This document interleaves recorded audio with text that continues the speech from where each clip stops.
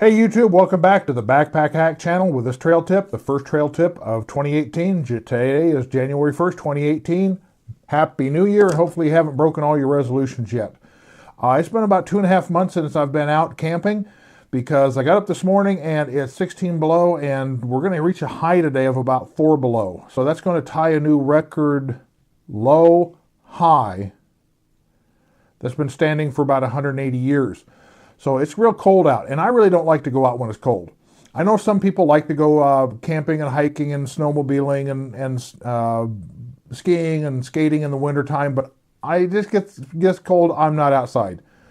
But that doesn't mean I don't do anything camping or hiking or backpacking related in the wintertime. There's plenty of work to be done.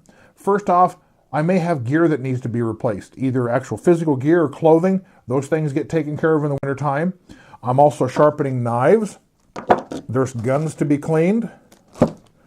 I'm researching my gear. I will go through my gear and see if there's anything new and fantastic that I can't live without, or I'll look at the gear that I have and see if it performs the way I need it to and expect it to. And if not, I'll look for an upgrade. Or maybe it's working for me, but I'll find something so fantastically better and newer and more improved that I want to upgrade. So I'm also researching new gear and assessing the current gear that I have.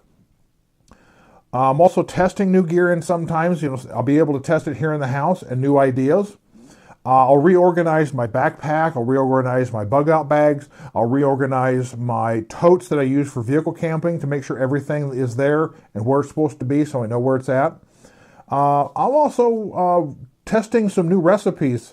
I spent a lot of time in the kitchen making trail and camp meals. A few things that are going to come up this summer are beef stew, chicken and noodles with mashed potatoes, and for those of you in the Midwest, hot beef sandwiches. I spent a lot of time dehydrating and vacuum sealing. Dehydrating I do a lot of in the winter because first off, work slows down for me and I've got plenty of time. I'm heating the house, and so the heat from the dehydrator is just volunteer heat that I can add to my heat that my furnace puts out. I'm not putting heat into an air conditioner house to where my cooling system has to draw that heat outside. The air is drier in the wintertime, so it's more efficient to dehydrate in the wintertime, and of course that helps the humidity in the house, putting that moisture into the air. And so I have a lot more dehydrating going on, as well as vacuum sealing. I'm vacuum sealing a lot of prepackaged meals for camping. I don't just make a meal because I'm going out camping on a night. I don't just make a meal for that trip that day.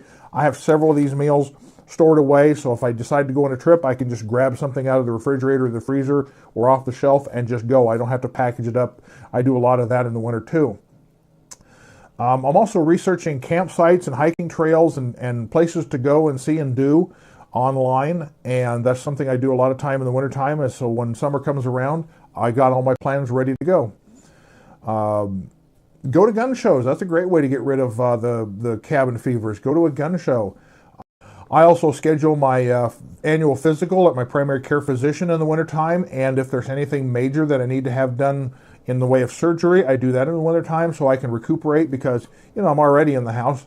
Just as well do that in the wintertime and not have to miss out on summer activities by taking care of that in the winter. I'm also online and in the store shopping for good deals on gear and supplies. Doesn't matter what it is, whether it's a new backpack or just simply batteries. I take classes. There's some classes that are available to me online, and there's probably, for most people, some of the stores have classes. Community colleges will have classes. If you belong to some sort of outdoor activity club or have a membership there, they might have some classes that you can take, so you might want to look into those. And of course, since this winter, I'm going to be reading both physical books and online articles. And finally, I'm going to have plenty of time for making videos.